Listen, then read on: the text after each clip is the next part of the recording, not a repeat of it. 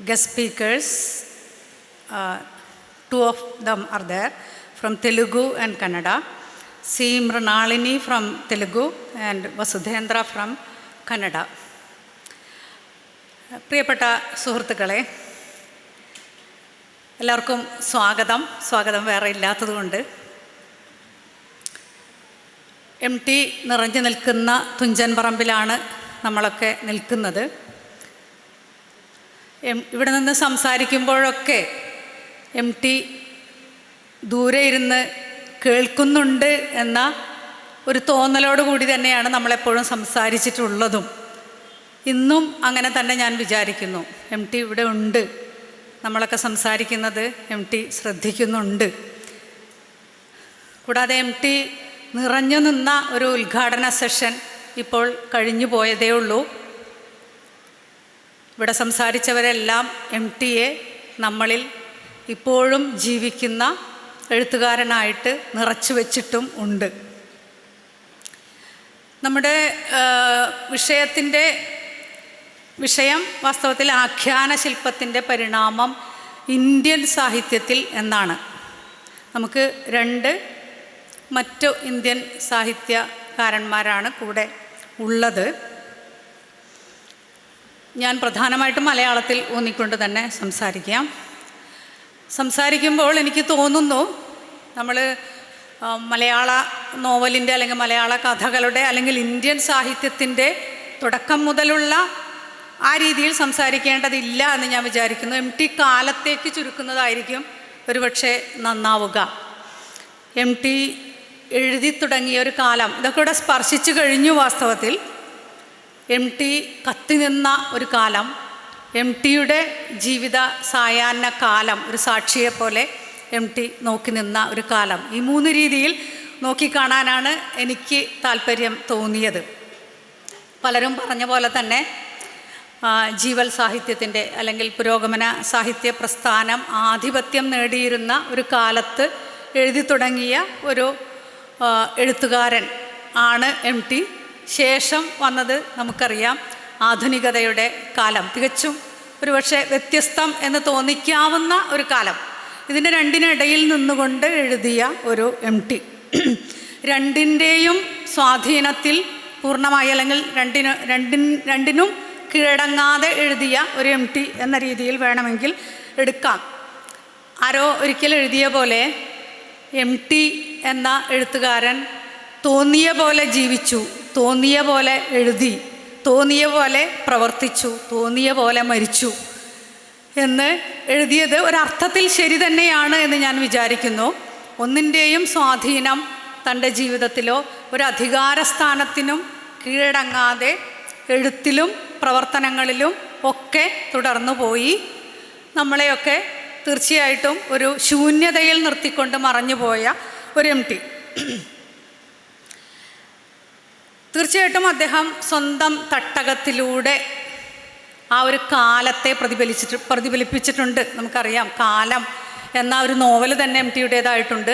ആ ഒരു കാലത്തെ അദ്ദേഹം പ്രതിഫലിപ്പിച്ചത് മറ്റെല്ലാവരും പറഞ്ഞ പോലെ തന്നെ സ്വന്തം നിളയുടെ ഗ്രാമത്തിൽ, സ്വന്തം തട്ടകത്തിൽ കാലൂന്നി നിന്നുകൊണ്ട് ലോകത്തെ തൻ്റെ കൃതികളിലൂടെ പ്രതിഫലിപ്പിച്ച MT 2018 പുരോഗമന സാഹിത്യ പ്രസ്ഥാനത്തിൻ്റെ ഒരു വാർഷികത്തിൽ സംസാരിച്ച ഒരു ലേഖനം ഞാൻ വായിക്കണ്ടേ? അദ്ദേഹം സംസാരിച്ചത്, അദ്ദേഹം അതിൽ പറയുന്നത്, നമ്മൾ ഇപ്പോൾ ജീവിച്ചിരിക്കുന്ന പുതുതലമുറയെയും ഇനി വരാനിരിക്കുന്ന തലമുറയെയും മുന്നിൽ കണ്ടുകൊണ്ട് വേണം ഒരു പുതിയ ചിന്താധാരയെ സ്വീകരിക്കാൻ എന്ന് MT പറയുന്നുണ്ട്. ഒരർത്ഥത്തിൽ നമുക്ക് നോക്കിക്കഴിഞ്ഞാൽ MT അങ്ങനെയൊന്നും ആയിരുന്നില്ല എന്ന് വേണമെങ്കിൽ പറയാം. പക്ഷെ വാസ്തവത്തിൽ MTയുടെ എഴുത്തിൽ ഒരുപക്ഷെ രാമനുണ്ണിയൊക്കെ പറഞ്ഞ പോലെ അത് അന്തർലീനമായിരുന്നു. വാസ്തവത്തിൽ വേറൊരു തരത്തിലാണ് MT എഴുതിയിരുന്നതെങ്കിൽ പോലും തീർച്ചയായിട്ടും നമ്മൾ സമഗ്രമായിട്ട് MT എഴുതിയതെല്ലാം ഒന്നിച്ചു ചേർത്ത് വെച്ച് വായിക്കുമ്പോൾ വാസ്തവത്തിൽ MT വരും കാലത്തെ സാഹിത്യത്തെ കൂടി പരിഗണിച്ചുകൊണ്ട് തന്നെയാണ് തൻ്റെ എഴുത്ത് നിർവഹിച്ചത് എന്ന് പറയാം. പത്രാധിപർ എന്ന നിലയിൽ പുതിയ ഒരു തലമുറയുടെ തികച്ചും വ്യത്യസ്തമായ എഴുത്തിനെ അദ്ദേഹം പ്രോത്സാഹിപ്പിച്ചു, അദ്ദേഹം മുന്നിലേക്ക് കൊണ്ടുവന്നു. ഒന്നോ രണ്ടോ തലമുറയെ അദ്ദേഹം മുന്നിലേക്ക് കൊണ്ടുവരുന്നുണ്ട്. ആ ആധുനികതയെ നമുക്കിപ്പോൾ തള്ളിപ്പറയാൻ വേണമെങ്കിൽ ആ ചെറുകഥകളെ തള്ളിപ്പറയാം. പക്ഷെ ഞാൻ വിചാരിക്കുന്നു തീർച്ചയായിട്ടും അത് തന്നിട്ടുള്ള മലയാള സാഹിത്യത്തിന് തന്നിട്ടുള്ള ഒരു നവീനതയും സൗന്ദര്യാനുഭൂതിയും ആഖ്യാനത്തിലെ ഒരു ശില്പമാറ്റം, നമ്മുടെ ഒരു വിഷയം തന്നെ ആഖ്യാന ശില്പത്തിലെ പരിണാമം എന്നാണ്. ആ ആഖ്യാന ശില്പം മാറിക്കൊണ്ടേയിരിക്കണം. കാരണം ആ സാമൂഹ്യാവസ്ഥകൾ മാറുന്നുണ്ട്. സാമൂഹ്യാവസ്ഥകളെ ആവിഷ്കരിക്കുമ്പോൾ തീർച്ചയായിട്ടും ആ ആഖ്യാന ശില്പം മാറേണ്ടതുണ്ട്. അതുകൊണ്ട് തന്നെ അനിവാര്യമായിട്ടുള്ള ആ ആഖ്യാന ശില്പമാറ്റത്തെ MT കൃത്യമായിട്ടും പ്രചോദിപ്പിച്ചു, പരിപോഷിപ്പിച്ചു എന്ന് തന്നെയാണ് ഞാൻ വിചാരിക്കുന്നത്. ഒരു പത്രാധിപർ എന്നുള്ള രീതിയിൽ അദ്ദേഹം അത് നിർവഹിച്ചിട്ടുണ്ട്. വാസ്തവത്തിൽ MT എഴുതി തുടങ്ങിയ ഇന്ത്യൻ സാഹിത്യത്തെ, ഇന്ത്യൻ സാഹചര്യത്തെ കൺസിഡർ ചെയ്യുകയാണെങ്കിൽ, പരിഗണിക്കുകയാണെങ്കിൽ MT ജനിച്ചത് അല്ലെങ്കിൽ MTയുടെ ബാല്യകാലം കഴിഞ്ഞു പോയത്, എനിക്ക് തോന്നുന്നു NS മാധവൻ അത് പറയുകയുണ്ടായി, വിഭജനാനന്തര കാലം തന്നെയാണ്. വിഭജനാനന്തരം ഉള്ള ഒരു ഇന്ത്യയിലാണ് MT ജനിക്കുന്നത്. MT ഒരുപക്ഷെ വായിച്ചിട്ടുള്ളതും അത്തരത്തിലുള്ള പൊള്ളുന്ന കഥകൾ തന്നെയായിരിക്കാം. വിഭജന കഥകൾ എന്ന് പറയുമ്പോൾ ഒരുപക്ഷെ നമ്മൾ മലയാളികൾ ദൂരെ നിന്ന് നോക്കിക്കാണുന്ന കഥകളാണെങ്കിൽ പോലും വടക്കേ ഇന്ത്യയിലെ മനുഷ്യർ അനുഭവിച്ച വിഭജനത്തിൻ്റെ ദീർഘകാലമായിട്ടുള്ള മുറിവുകൾ ഒരുപക്ഷെ ദശകങ്ങളോളം അവരുടെ എഴുത്തുകളിൽ വന്നിട്ടുണ്ടായിരുന്നു. നമുക്കറിയാം സാദത്ത് ഹസൻ മന്തോയുടെ അല്ലെങ്കിൽ ഭീഷ്മ സാഹ്നിയുടെ അങ്ങനെയുള്ള എഴുത്തുകാർ ധാരാളമായിട്ട് ഈ വിഭജനത്തിൻ്റെ മുറിവുകളെ പറ്റി എഴുതിക്കൊണ്ടിരിക്കുമ്പോൾ നമ്മളത് ദൂരെ നിന്ന് അന്ന് കണ്ടിട്ടില്ലെങ്കിലും ഇന്ന് നോക്കിക്കാണുന്ന ഒരു രീതിയാണ് തീർച്ചയായിട്ടും ഉള്ളത്. നമ്മളതിൽ നിന്നൊക്കെ ഒരുപക്ഷെ സുരക്ഷിതരായിരുന്നു. എഴുത്തിൻ്റെ കാര്യത്തിലായാലും ജീവിതത്തിൻ്റെ കാര്യത്തിലായാലും സുരക്ഷിതരായിരുന്നു. ഒരുപക്ഷെ നമ്മുടെ വലിയ എഴുത്തുകാർ ആനന്ദ്, OV വിജയൻ, M മുകുന്ദനെ പോലുള്ളവരൊക്കെ ഡൽഹിയിലെത്തുമ്പോഴാണ് ഈ വിഭജനത്തിൻ്റെ ദീർഘകാലമായിട്ട് നിലനിൽക്കുന്ന മുറിവുകളും അതിനുശേഷം വന്ന നമ്മുടെ രാജ്യ തലസ്ഥാനത്തിൻ്റെ മറ്റു തരത്തിലുള്ള, ഒരുപക്ഷെ എനിക്ക് തോന്നുന്നു നമ്മുടെ ഇന്ത്യൻ വിഭജനം മാത്രമല്ല പാകിസ്ഥാൻ വിഭജനം കൂടി അവിടെ സംഭവിക്കുന്നുണ്ട്. 70കളിൽ പാകിസ്ഥാൻ വിഭജനം സംഭവിക്കുന്നുണ്ട്. അതിൻ്റെ ഫലമായിട്ട് വലിയ ഒരു അഭയാർത്ഥി പ്രവാഹം ഡൽഹി പോലെയുള്ള പ്രദേശങ്ങളിലേക്ക് വരുന്നു, ഉത്തരേന്ത്യയിലേക്ക് വരുന്നു. ആ സമയത്ത് ആ അഭയാർത്ഥികളുടെ സ്വത്വ പ്രതിസന്ധികൾ അല്ലെങ്കിൽ അതിൻ്റെ വലിയ ഒരു എന്താ പറയേണ്ടത്, അവിടെ ജീവിക്കുന്ന മനുഷ്യരിലും ഉണ്ടാക്കിയിട്ടുള്ള വലിയ സ്വാധീനങ്ങൾ അല്ലെങ്കിൽ സമ്മർദ്ദങ്ങൾ, സംഘർഷങ്ങൾ ഒക്കെ കൊണ്ടുവരാൻ വാസ്തവത്തിൽ നമ്മുടെ മലയാളത്തിലെ പ്രമുഖരായ ഈ എഴുത്തുകാർക്ക് സാധിച്ചിട്ടുണ്ട്. ആനന്ദിൻ്റെ അഭയാർത്ഥികൾ എന്ന നോവൽ നമുക്ക് ഓർക്കാം, OV വിജയൻ്റെ ഗുരുസാഗരം ഓർക്കാം, M മുകുന്ദൻ്റെ ഡൽഹിയും ഡൽഹി ഗാഥകളും നമുക്ക് ഓർക്കാം.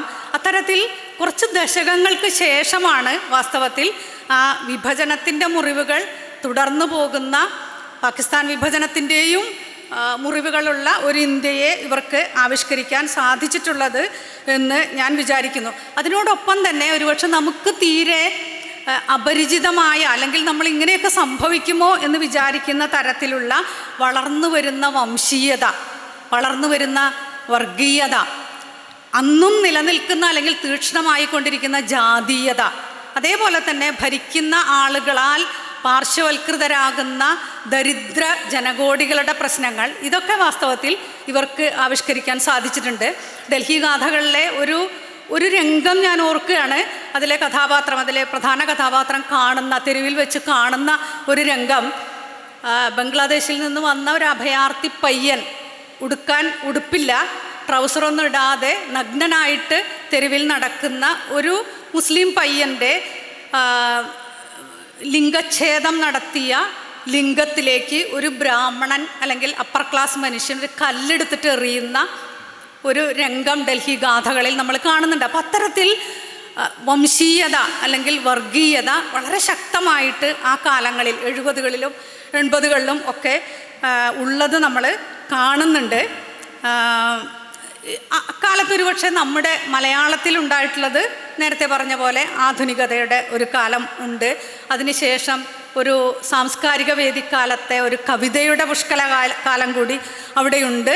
അതിനുശേഷം നമ്മൾ കാണുന്ന സൂക്ഷ്മ രാഷ്ട്രീയത്തിൻ്റെ ഒരു കാലം, ദളിത്, സ്ത്രീ, കുറച്ചുകൂടി കഴിയുമ്പോൾ ട്രാൻസ്ജെൻഡേഴ്സ് വരുന്നു. അതേപോലെ സമൂഹത്തിൻ്റെ ഏറ്റവും അടിത്തട്ടിലുള്ള മനുഷ്യർ സംസാരിച്ചു കൊണ്ടുവരുന്നത് നമ്മൾ കാണുന്നു. അവർ തന്നെ സ്വയം സംസാരിക്കാൻ തുടങ്ങുന്നത് നമ്മൾ കാണുന്നുണ്ട്. അതുപോലെ തന്നെ ഈ ഒരു ആഗോളവൽക്കരണത്തിൻ്റെ പിടുത്തത്തിലേക്ക് നമ്മൾ വീണു പോകുന്ന ഒരു കാലം കൂടിയാണത്. 80-കൾ 90-കളിലൊക്കെ വരുമ്പോൾ എനിക്ക് തോന്നുന്നു MTയുടെ കാലത്തിലെ സേതു, ഗ്രാമത്തിലെ അല്ലെങ്കിൽ തറവാടിൻ്റെ മനുഷ്യവിരുദ്ധതകളെ അതിനെതിരെ രോഷം കൊണ്ട സേതു എത്തിച്ചേരുന്നത് നഗരത്തിലാണ്. പക്ഷെ നഗരത്തിൻ്റെ ആസുരതകൾ ഉൾക്കൊള്ളാൻ കഴിയാതെ അതൊക്കെ എനിക്ക് വേണം, എനിക്ക് മുന്നോട്ട് പോകണം, എനിക്ക് സമ്പത്തുണ്ടാക്കണം എന്ന് വിചാരിക്കുന്ന സേതു തന്നെ ഒരു ഘട്ടത്തിലെത്തുമ്പോൾ അദ്ദേഹം സാധിക്കാതെ വരുന്നു. ഗ്രാമത്തിലേക്ക് റിവേഴ്സ് ഗിയറിൽ പോകുന്ന ഒരു സേതുവിനെയും നമ്മൾ കാണുന്നുണ്ട്. അപ്പോൾ അവിടെ പോകാനൊരു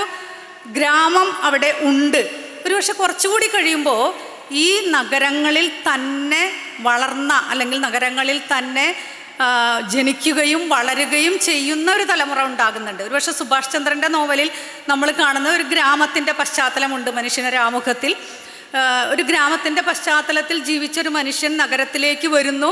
നഗരത്തിൻ്റെ രീതികളുമായിട്ട് താതാത്മ്യം പ്രാപിച്ച് ജീവിക്കുകയും അവസാനം ഒരുപക്ഷെ ജീവിത സായാഹ്നം എന്ന് പറയാൻ പറ്റില്ല, ഒരു 50 വയസ്സൊക്കെ ആയിക്കഴിഞ്ഞതിന് ശേഷം നാട്ടിലേക്ക് തിരിച്ചെത്തി ഒരു ഫ്ലാറ്റിൽ ഇരിക്കുമ്പോൾ താൻ ജീവിച്ചിട്ടുണ്ടോ, ഇതുവരെ ജീവിച്ചിട്ടുണ്ടോ എന്നുള്ളൊരു സംഘർഷത്തിലേക്ക് എത്തുകയും അങ്ങനെ തന്നെ ഒരു മദ്യ ഗ്ലാസും കയ്യിലൊരു അണ്ടിപ്പരിപ്പുമായിട്ട് കസേരയിലിരുന്ന് മരിച്ചു പോവുകയും ചെയ്യുന്ന കഥാപാത്രത്തെ നമ്മൾ കാണുന്നു. അപ്പോൾ ആ ഒരു സംഘർഷം, നഗരവൽക്കരണത്തിൻ്റെ സംഘർഷം വാസ്തവത്തിൽ നമ്മളതിൽ കാണുന്നുണ്ട്.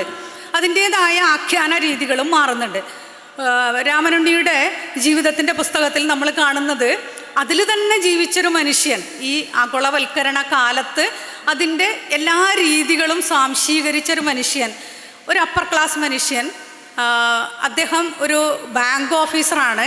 അദ്ദേഹം അറിയുന്നില്ല അദ്ദേഹത്തിന് നഷ്ടപ്പെടുന്ന ജീവിതം എന്താണെന്ന് മനസ്സിലാക്കാതെ ഇരിക്കുന്ന ഒരു മനുഷ്യനെ മനസ്സിലാക്കിക്കാൻ വേണ്ടി രാമനുണ്ണി ചെയ്ത ഒരു ആ തന്ത്രം വാസ്തവത്തിൽ ഒരു ആക്സിഡൻ്റ് ഉണ്ടായി മറവി രോഗം ബാധിച്ച് ഒരു ഗ്രാമത്തിൽ, ഒരു മുക്കുവ ഗ്രാമത്തിൽ എത്തിപ്പെടുന്ന ഒരു മനുഷ്യൻ തനിക്ക് നഷ്ടപ്പെട്ടത് എന്താണ് എന്ന് അതിലൂടെ തിരിച്ചറിയുന്നു. പിന്നീട് ബോധം തിരിച്ചു കിട്ടിയിട്ടും പഴയ ലോകത്തിലേക്ക് തിരിച്ചു പോകാൻ സാധിക്കാത്തൊരവസ്ഥ. അപ്പോൾ ഈ ആഗോളവൽക്കരണം അല്ലെങ്കിൽ ഈ ഒരു വിപണി സംസ്കാരം നമ്മളെ എന്താക്കി മാറ്റിയെടുക്കുന്നു എന്നുള്ളത് പലപ്പോഴും നമ്മൾ തന്നെ അറിയാതെ പോകുന്നുണ്ട്. അത് അറിയണമെങ്കിൽ ചിലപ്പോൾ ഇതുപോലെയുള്ള ഒരു ഷോക്ക് അല്ലെങ്കിൽ ഒരു മറവി വന്നിട്ട് തന്നെ സാധ്യമാവുകയുള്ളൂ. അപ്പോൾ ഇത്തരത്തിലാണ് ആ ഒരു തന്ത്രം മാറുന്നത്, ആ ഒരു ആഖ്യാന തന്ത്രം മാറുന്നത്. തീർച്ചയായിട്ടും ഞാൻ നേരത്തെ പറഞ്ഞു, അരികുവൽക്കരിക്കപ്പെട്ട മനുഷ്യരെ പറ്റി എഴുതിക്കൊണ്ട് ധാരാളം എഴുത്തുകാർ, സാറ ടീച്ചർ അരികുവൽക്കരിക്കപ്പെടുന്ന ഭൂമിയെ പറ്റിയും അരികുവൽക്കരിക്കപ്പെടുന്ന സ്ത്രീയെ പറ്റിയും ഒക്കെ പറഞ്ഞുകൊണ്ട് ധാരാളം നോവലുകൾ വരുന്നു. അത് ദേശീയ തലത്തിൽ വരുമ്പോൾ നമുക്കറിയാം, സാറ ടീച്ചറുടെ ബുധിനി ഈ സ്വാതന്ത്ര്യത്തിന് ശേഷം പാർശ്വവൽകൃതരാകുന്ന ദളിതർ, ആദിവാസികൾ, അങ്ങനെയുള്ള ദരിദ്ര ലക്ഷങ്ങളുടെ കഥ പറയാൻ സാറ ടീച്ചർക്ക് സാധിക്കുന്നു. എനിക്ക് തോന്നുന്നു MTയുടെ രണ്ടാമൂഴത്തിൻ്റെ ഒരു സ്വാധീനം നമ്മൾ അറിഞ്ഞുകൊണ്ടൊന്നായിരിക്കില്ല. MTയുടെ രണ്ടാമൂഴത്തിൽ നമ്മൾ കാണുന്നത്, നമ്മളെപ്പോഴും അർജുനൻ്റെ കഥ പറയുന്നു, അല്ലെങ്കിൽ ധർമ്മപുത്രരുടെ കഥ പറയുന്നു.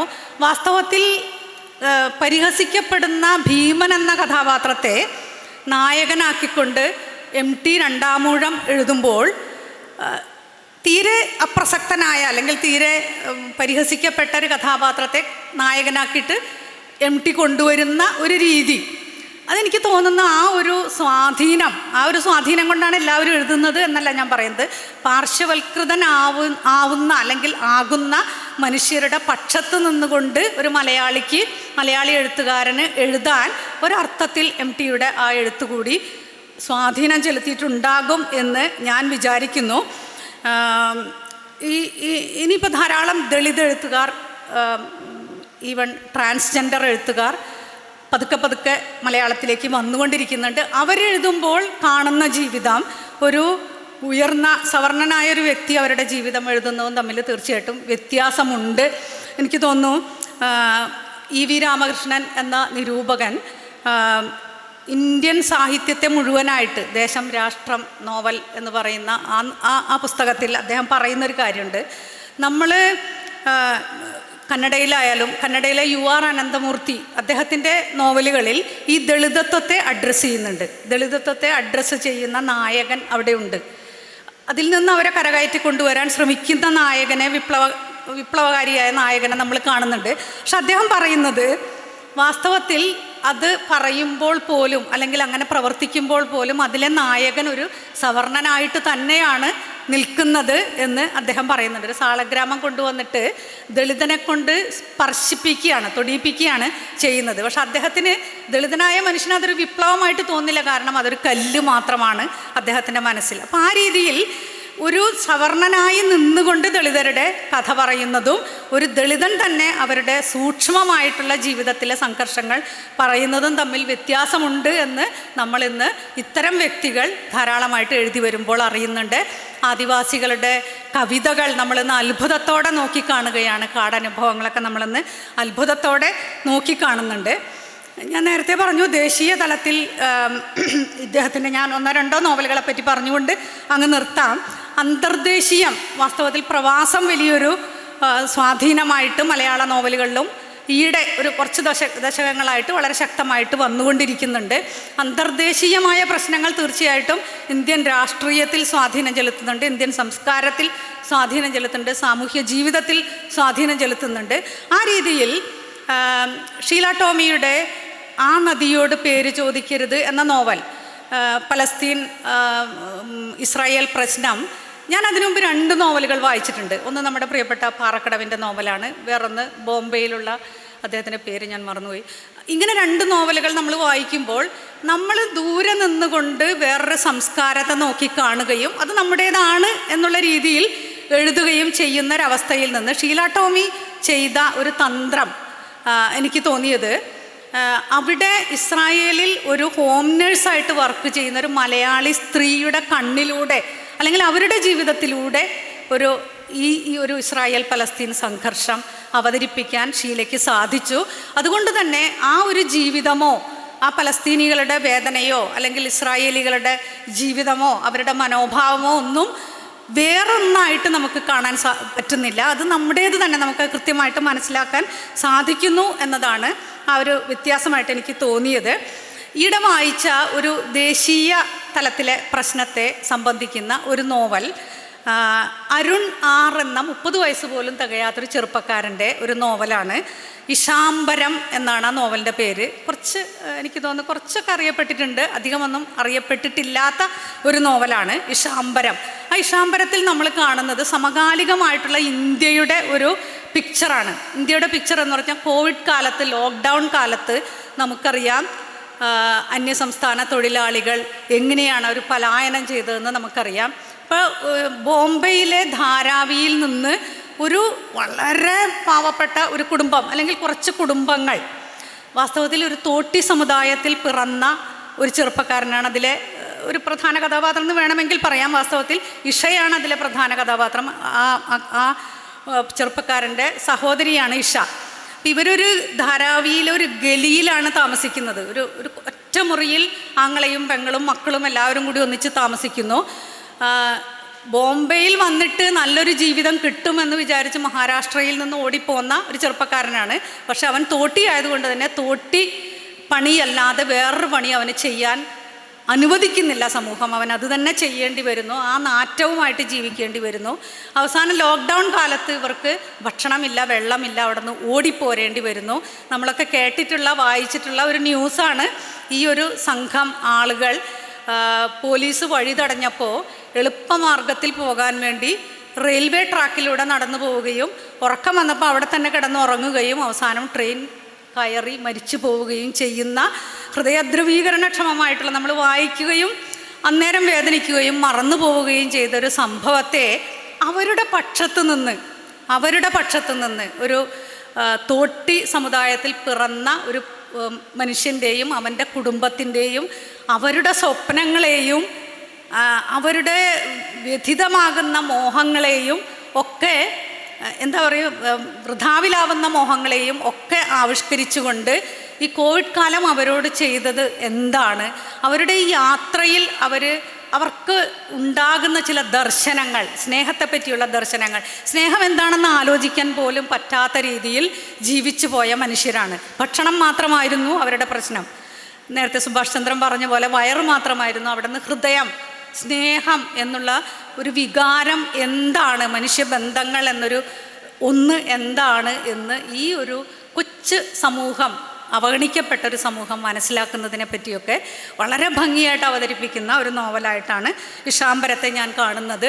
മതം ഇന്ന് തിരിച്ചു വന്നുകൊണ്ടിരിക്കുന്ന കാലത്ത് റോസി തമ്പിയുടെ റബ്ബോനി എന്ന നോവൽ സ്പർശിക്കാതെ പോകാൻ പാടില്ല എന്ന് ഞാൻ വിചാരിക്കുന്നു. റബ്ബോനിയിൽ നിർത്താൻ പോവുകയാണ്.